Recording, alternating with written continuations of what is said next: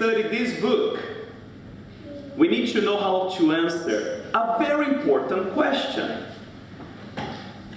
What is the most important question Christians should know how to answer? What is the most important question Christians should know how to answer?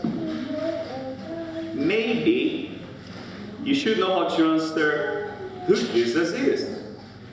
Or, why does God allow so much suffering? Or, what do I need to do to be saved? All these questions are very important, right? But they are not the most important question. Why not? To answer any question from the Bible, we need to believe the Bible first.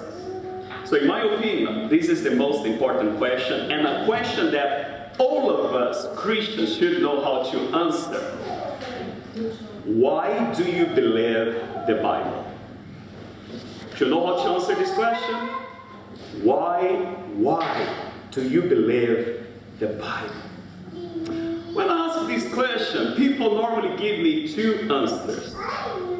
Answer number one, well, because I was told to believe in it.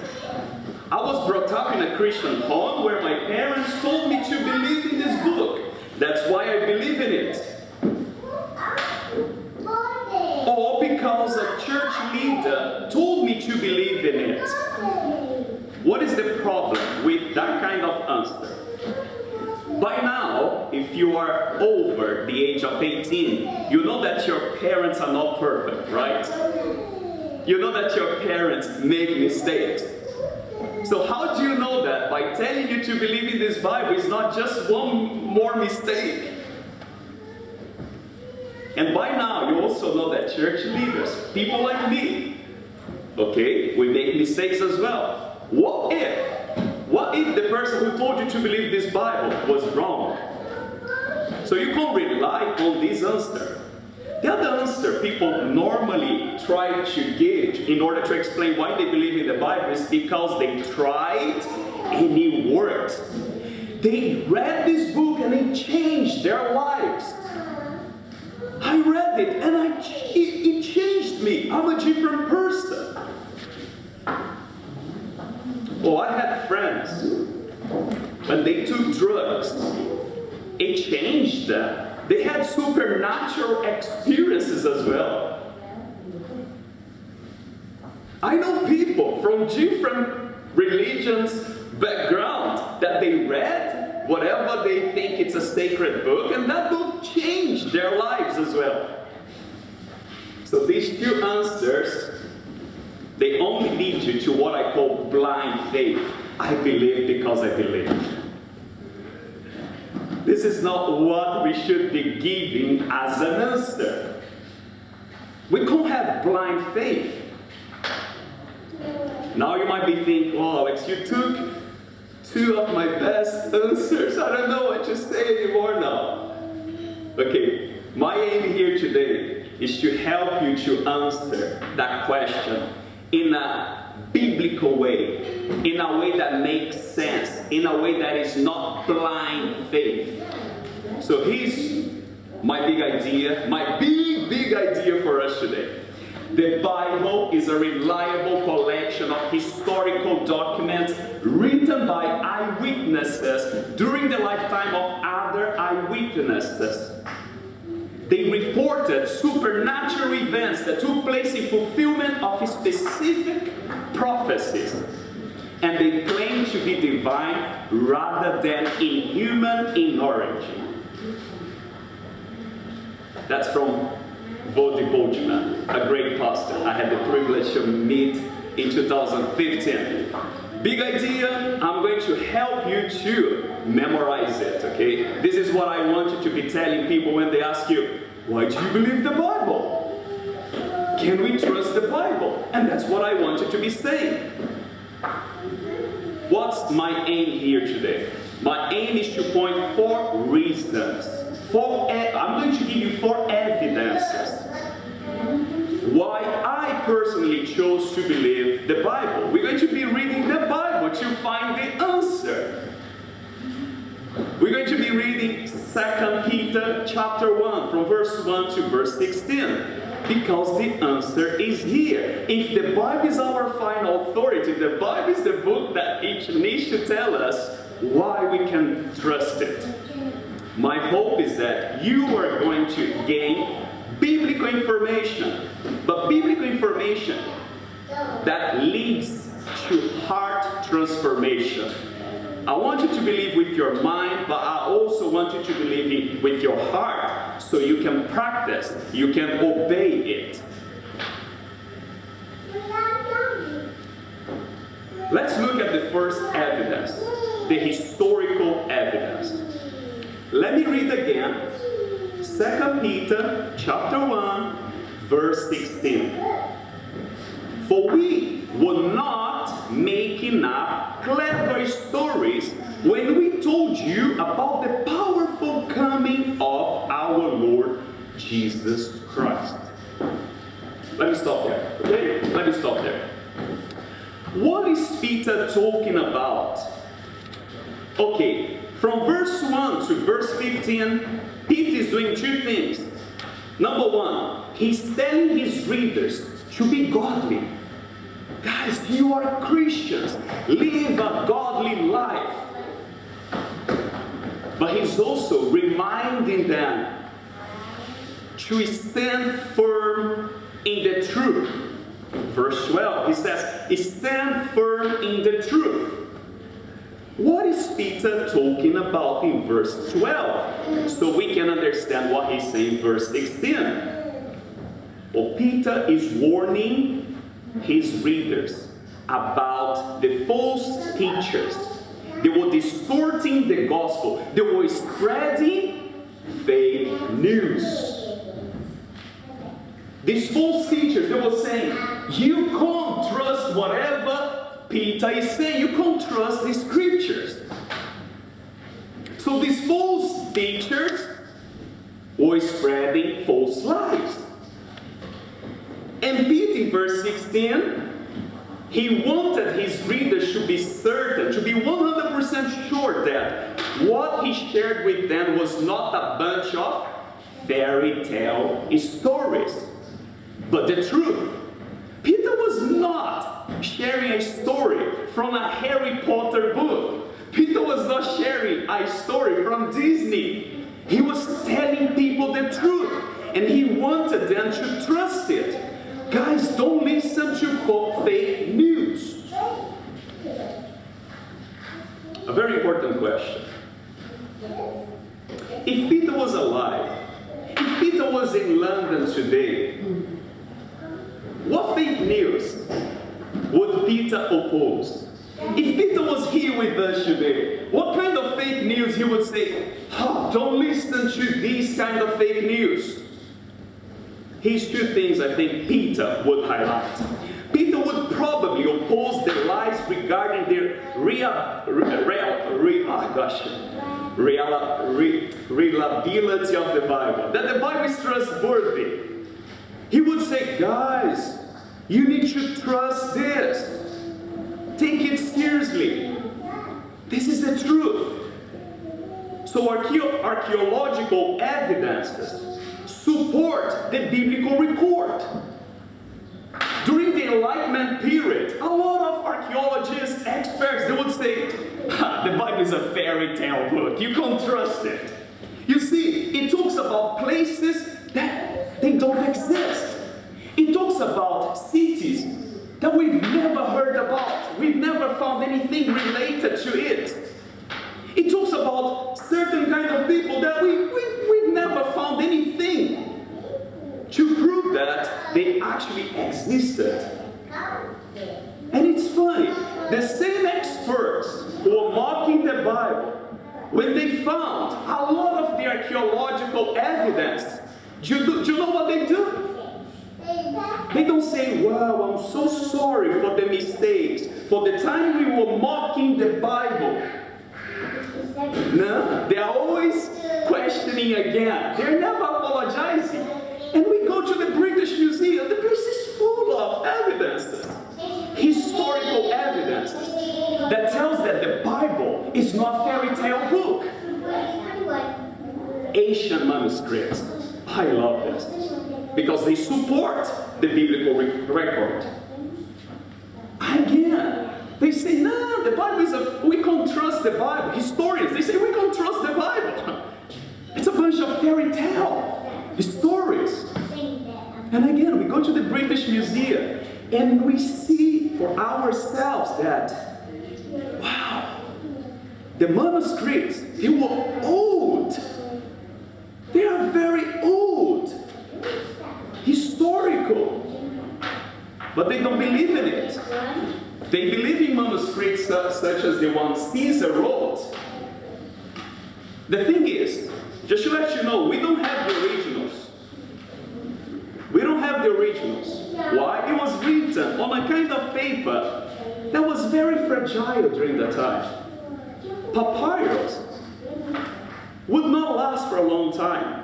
So all the historical documents that we have, they are copies. So historians, they would never deny that the copies, not originals, the copies of Caesar, of course they are reliable. The earliest one that we have, it's 1,000 years old from the original, when the original was written. Do you know how many copies do we have? 10. Just for the sake of time, let's look at the New Testament now. The earliest copies we have is from it's between 25 to 50 years old. We have more than 24,000 copies. You get these copies, all them together, you compare, wow, they're very similar, 95% accuracy.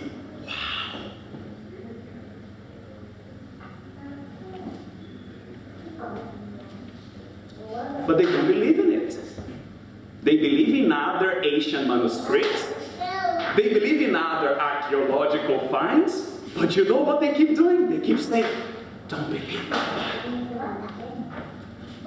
Why would people believe in some ancient writings and archaeological finds and deny the reliability of the Bible? I think Peter gave us the answer. Maybe they are not different from those who spread fake news during Peter's time. They seem to be very intelligent, very intellectual. But when you present the evidence, they say no. And that's what Peter was facing 2,000 years ago. And he was warning his readers, guys, stand firm in the truth. Don't believe in fake news. What is the lesson here for us? The Bible is not a fairy tale book, but a reliable collection of historical evidence, documents. This is our first evidence. Second evidence, the eyewitnesses' evidence. Here's what Peter says from verse 16, part B. We saw His Majesty's splendor with our own eyes, when He received honor and glory from God the Father. The voice from the majesty glory of God said to Him, this is my dearly loved Son, who brings me great joy. We ourselves heard that voice from heaven when we were with Him on the holy mountain.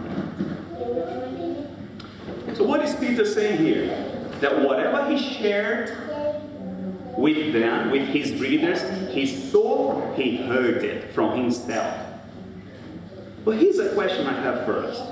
Why is Peter using the pronoun we all the time?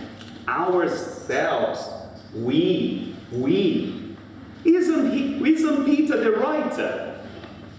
Why he keeps saying we, ourselves? Here's the thing. Peter was not the only eyewitnesses.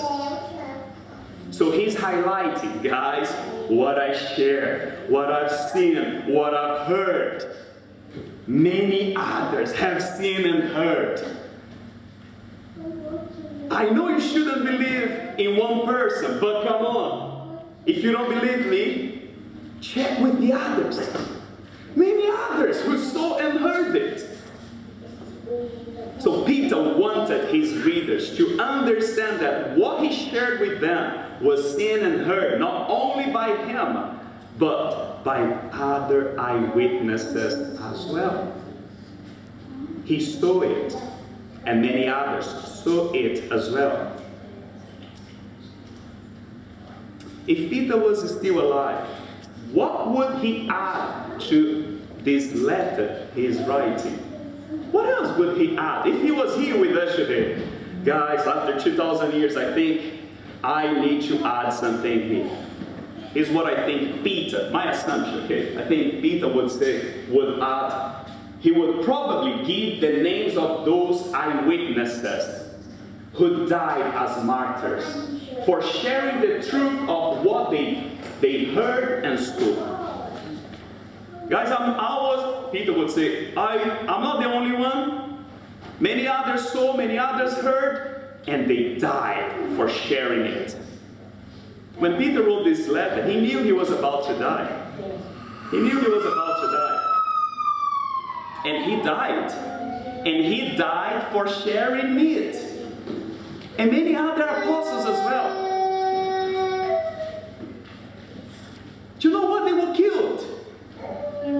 Do you know why we call them martyrs? Because they were eyewitnesses who were sharing what they saw and heard. Apart from John, one of the apostles, all of them were killed as martyrs for sharing the truth.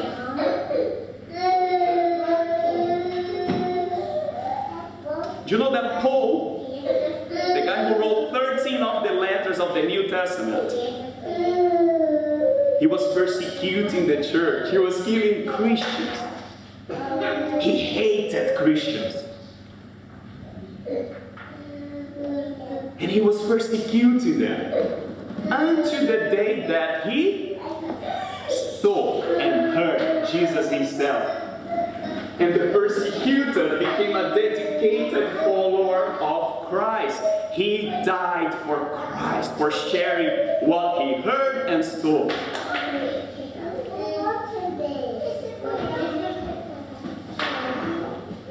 Question. And I could spend the whole morning here giving you names. For over 300 years, Christians were persecuted and killed by the Roman Empire. My question, would all these people die for a lie?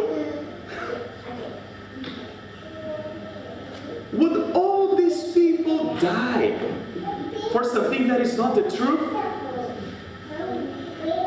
Maybe you would die to save someone. I've heard stories like that. People who are willing to die to save someone. But I'm sure you would never die for a lie that can kill you. I don't believe all these people would die for a lie. They were ready to die because they knew it's the truth. What is the lesson here for us? The Bible was not written by one person, maybe by a liar. It was written by eyewitnesses during the lifetime of other eyewitnesses. So we've got the historical evidences, we've got the eyewitnesses' evidences. Let's look at the third one, the prophetic evidence. Verse 19, Peter says, because of that experience, we have even greater confidence in the message proclaimed by the prophets. You must pay close attention to what they wrote, for the words are like a lamp shining in a dark place until the day dawns, and Christ the morning star shines in your heart. You must pay close attention to what they wrote, the prophets. What's the message proclaimed by the prophets? that Peter wants his readers to pay close attention. What is Peter talking about here? Prophets. The message that they proclaimed. Pay close attention to it.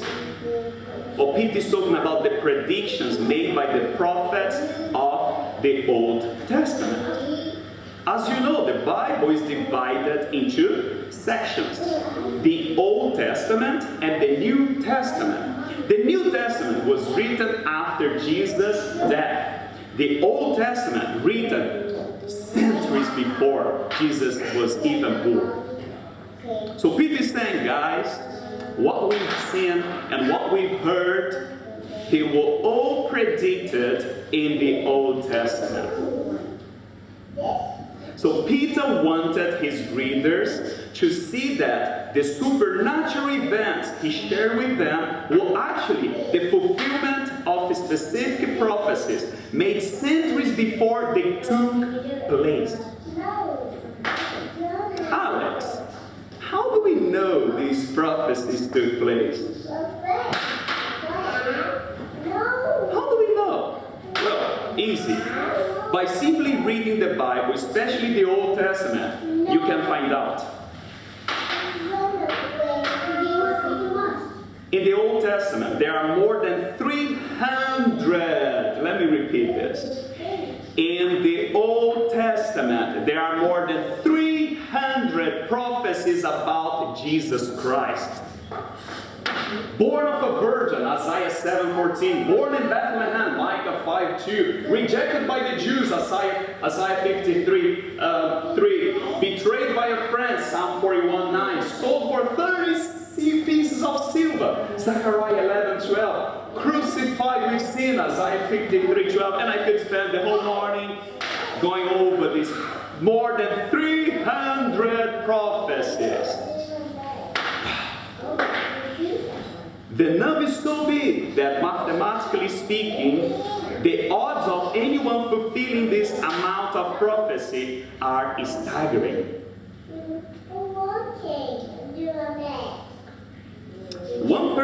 If one person had fulfilled 8 of these prophecies, it would be 1 in 100 quadrillion. One person fulfilling 8 prophecies.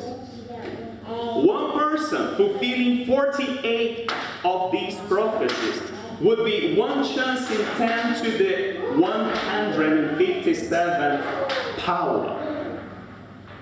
I'm not good at maths, but I know this is a lot. One person fulfilling over 300 prophecies, only Jesus Christ.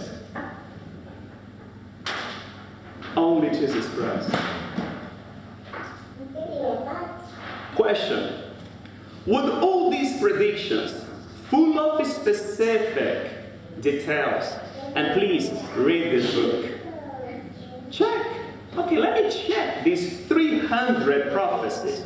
Would all these specific details be a big coincidence?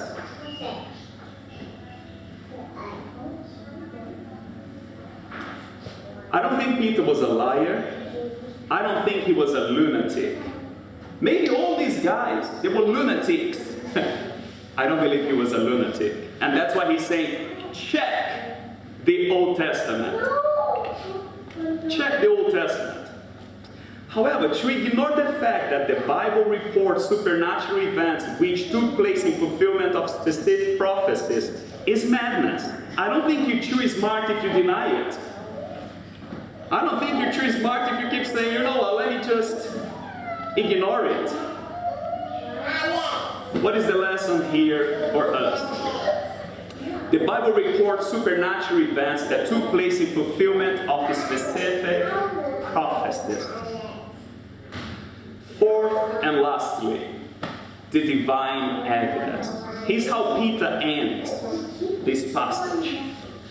Above all, you must realize that no prophecy in Scripture ever came from the prophet's own understanding or from human initiative. No, those prophets were moved by the Holy Spirit, the Spirit of God, and they spoke what was Peter talking about here? Peter was basically saying, guys, these prophets that I'm sure you're going to check what they wrote years before were written by men. But here's the thing. They were inspired by the Spirit of God. They were inspired by God. So the Bible was written by humans. We know that.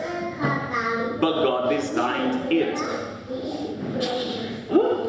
The Bible was written by man, but God designed it. Yeah. In the same way, a builder is the person who puts the bricks one over the other. And the architect is the one who plans it, designs it. The Bible was written by man, but designed by God, inspired by God. So Peter wanted his readers to understand that the scripture was written by man, but inspired, designed, planned by God himself. Alex, why can we be so confident the Bible was designed by God?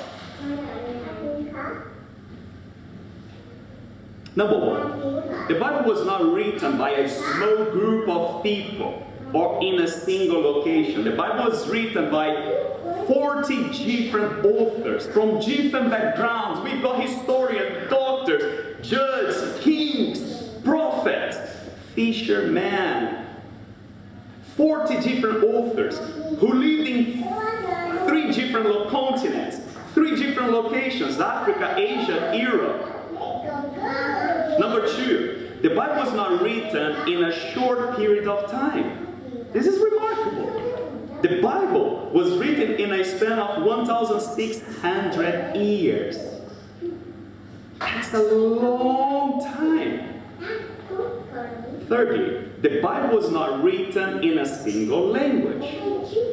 So when you get the copies from the originals, you're going to see that the Bible is written in Hebrew, Aramaic, and Greek. 3 different languages. Why is that important?